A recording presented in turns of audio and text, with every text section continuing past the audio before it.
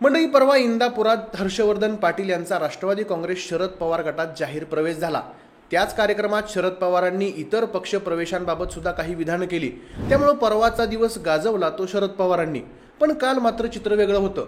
काल अजित पवारांच्या कार्यकर्त्यांनी अजित पवारांची गाडी अडवत दादा आमच्या काळजाचा विषय आहेत, आम्हाला बारामतीमध्ये फक्त दादाच हवेत अशा प्रकारच्या घोषणा देत दादांनी बारामतीतूनच उमेदवारी जाहीर करावी असा सूर धरला होता. कारण होतं अजित पवार बारामतीतून निवडणूक लढवणार नाहीत अशा सुरू असलेल्या चर्चा. नंतर प्रफुल्लभाई पटेल यांनी पत्रकारांसमोर अजितदादा बारामतीतूनच निवडणूक लढवतील असं मी अधिकृतपणे सांगतो असं जाहीर केलं होतं. पण तरी सुद्धा कार्यकर्ते शांत होण्याचं नाव घेत नव्हते. त्यामुळे अर्थातच कालचा दिवस गाजवला तो अजित पवारांनी. कालच्या याच सगळ्या राड्यामुळे बारामती विधानसभा मतदारसंघातलं वातावरण अजित पवारांच्या बाजूनं झुकू शकतं असं बोललं जाते. काल झालेल्या या गोंधळामुळे अजित पवारांच्या पथ्यावर पडलेल्या गोष्टी कोणत्या असतील? बारामती सोडून शिरूर विधानसभा मतदारसंघातून निवडणूक लढवणं अजित पवारांसाठी कसं हानिकारक असू शकतं? आणि एकूणच बारामती सोडून जाणं अजित पवारांच्या राजकीय करिअरसाठी धोक्याचं कसं ठरू शकतं? याच प्रश्नांचा सविस्तर आढावा घेऊयात आजच्या व्हिडिओच्या माध्यमातून. नमस्कार मंडळी, मी आशुतोष आणि तुम्ही पाहताय .com अर्थात कॅरी ऑन मराठी. तर मंडळी, महाराष्ट्राचं राजकारण म्हटलं की त्यात पवार कुटुंब आणि बारामती ही दोन नावं घेतल्याशिवाय त्या चर्चा पूर्ण होत नाहीत. राष्ट्रवादी काँग्रेस पक्षात उभी फूट पडली आणि शरद पवार आणि अजित पवार वेगळे वेगळे झाले. कधी नाही ते बारामती लोकसभा मतदारसंघात. यामुळे पवार कुटुंबातच थेट लढत झाली होती. सुप्रिया सुळे विजयी झाल्या आणि सुनेत्रा पवारांच्या पराभवामुळे अजितदादा बॅकफुटला गेले आणि शरद पवारांनी पुन्हा एकदा बारामतीत आपली सिद्ध केली अशा चर्चा सुरू झाल्या. आता याच पराभवामुळे की काय अजित पवारांनी ही विधानसभा निवडणूक आपण बारामतीमधून लढवणार नाही असे संकेत द्यायला सुरुवात केली होती. त्यातच त्यांनी बारामतीमधून आपण सुप्रिया सुळे यांच्या विरोधात उमेदवार द्यायला चूक केली असं मान्य करत झालेल्या पराभवाची सगळी जबाबदारी स्वतःवर घेतल्याचं जाणवत होतं. एकीकडे 2019च्या लोकसभा निवडणुकीत आपल्या मुलाचा अर्थात पार्थ पवार यांचा मावळ मतदारसंघातून झालेला पराभव, त्यातच आता पत्नी सुनेत्रा पवार यांच्या आपल्याच होम ग्राउंडवर झालेला पराभव, यामुळे येत्या विधानसभा निवडणुकीत सुद्धा इथं काय होईल अशी भीती मनात असल्यामुळं अजित पवार बारामतीमधून निवडणूक लढवणार नाहीत अशा चर्चा सुरू झाल्या होत्या. मग पुढे आलं शिरूर विधानसभा मतदारसंघाचं नाव. अजितदादा बारामतीमधून नाही तर शिरूरमधून निवडणूक लढवतील ही बातमी वाऱ्यासारखी महाराष्ट्रात पसरू लागली. त्यातच अजितदादा सातत्यानं वेगवेगळ्या कार्यक्रमांमध्ये बारामतीला आता नवीन आमदार झाला पाहिजे, मी जो उमेदवार देईल तो तुमच्या मनातला असेल, घड्याळ या चिन्हावर जो उमेदवार उभा राहील त्याला निवडून देण्याची जबाबदारी बारामतीकरांची असेल अशी वक्तव्य सातत्यानं करत होते. त्यामुळे अजितदादा बारामती विधानसभा मतदारसंघ सोडून दुसऱ्याच कुठल्या तरी विधानसभा मतदारसंघातून निवडणूक लढवतील या शंका अजूनच दृढ होत होत्या. मात्र काल अजितदादांची गाडी बारामतीतल्या कार्यकर्त्यांनी अडवली. शेकडो कार्यकर्त्यांनी दादांच्या गाडीला घेराव घेतला होता. दादा आमच्या काळजाचा विषय आहेत, बारामतीमध्ये दादाच पाहिजेत, दादा म्हणजे बारामती आणि बारामती म्हणजे दादा, बारामतीकरांचा एकच वादा, अजितदादा अजितदादा अशा घोषणा देत कार्यकर्त्यांनी अजित पवारांना बारामतीमधूनच उमेदवारीची घोषणा करा असा आग्रह धरला होता. तेव्हा सुद्धा अजित पवारांनी मी तुमच्या मनातलाच उमेदवार देईल असं बोलून कार्यकर्त्यांना शांत करण्याचा प्रयत्न केला. पण कार्यकर्ते काही शांत होण्याचं नाव घेत नव्हते.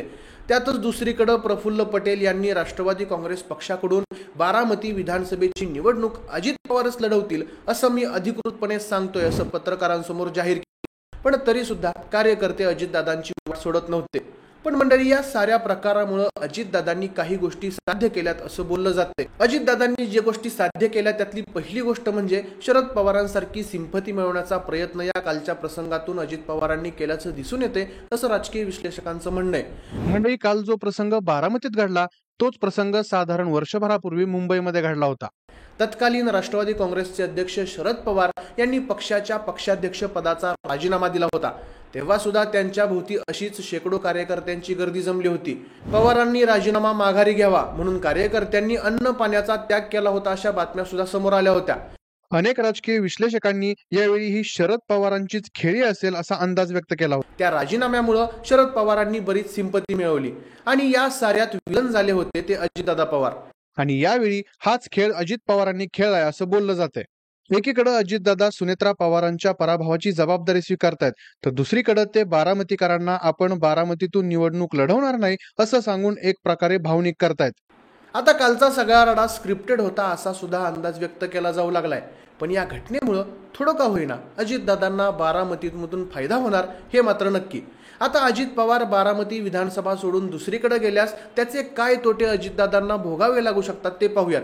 यातला पहिला तोटा म्हणजे अजित पवारांनी बारामती मतदारसंघ सोडला तर अजित पवार बारामतीतून बॅकफुटला गेले, अजित पवार घाबरले हे नॅरेटिव्ह सिद्ध होऊ शकतं। आधीच सुनेत्रा पवारांचा लोकसभा निवडणुकीत झालेला पराभव, त्यात आपला हक्काचा मतदारसंघ सोडून दुसऱ्याच मतदारसंघातून निवडणूक लढवल्यास अजित पवारांची राजकीय इमेज त्यामुळे डॅमेज होऊ शकते। त्यामुळे अजितदादा बारामती विधानसभा मतदारसंघ सोडून दुसरीकडून निवडणूक लढवतील अशा शक्यता फार कमी होतात। अजितदादांनी दुसरीकडून निवडणूक लढवली तर होऊ शकणारा दुसरा तोटा म्हणजे अजितदादांकडे पाहून त्यांच्या सोबत गेलेल्या 40 आमदारांचा आत्मविश्वास कमी होऊ शकतो। आपण ज्या नेत्याच्या भरवशावर शरद पवारांची साथ सोडून आलो त्याच नेत्यानं जर स्वतःचा मतदारसंघ बदलला तर मग या 40 आमदारांमध्ये सुद्धा बरेच जण शरद पवार यांच्याकडे माघारी घेण्यास परतू शकतात असं बोललं जाते। त्यामुळे अजित पवार बारामती सोडणार नाहीत अशी शक्यता फार कमी होते। आता अजितदादा बारामतीमधून निवडणूक लढवल्यास ते जिंकून सुद्धा येऊ शकतात। यामागचं पहिलं कारण म्हणजे लोकसभेला सुप्रियाताई आणि विधानसभेला अजितदादा असा बारामतीकरांचा असणारा सूर।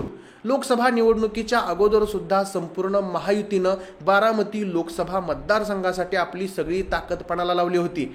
अजितदादांनी सुद्धा विजय शिवतारे, हर्षवर्धन पाटील यांसारख्या नेत्यांसोबत आपले वैर मिटवून त्यांना सुद्धा सुनेत्रा पवार यांच्या मतदानात मदत करण्यासाठी पाचारण केल्याचं दिसून आलं होतं।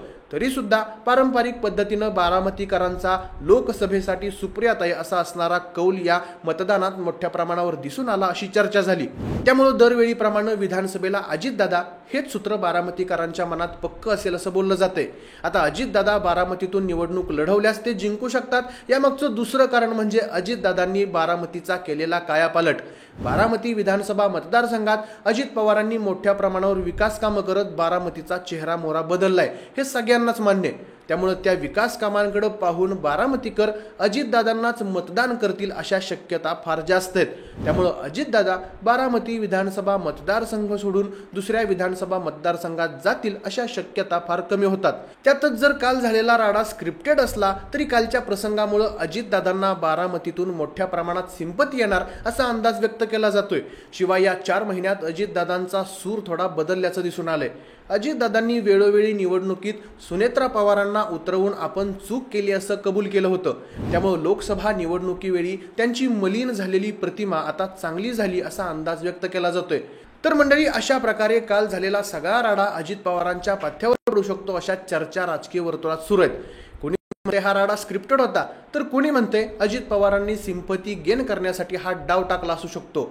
काही असलं तरी कालच्या घटनेमुळे बारामतीकरांसाठी शरद पवारांसोबतच अजित पवार देखील तितकेच महत्त्वाचे आहेत हेच नॅरेटिव्ह सेट झाल्याचं दिसून येते। बारामती विधानसभेची निवडणूक कशी असू शकते ते आपण वेगळ्या व्हिडिओच्या माध्यमातून पाहणारच आहोत। पण बाकी मंडळी, कालचा सगळा राडा खरंच अजितदादांनी घडवून आणला होता का?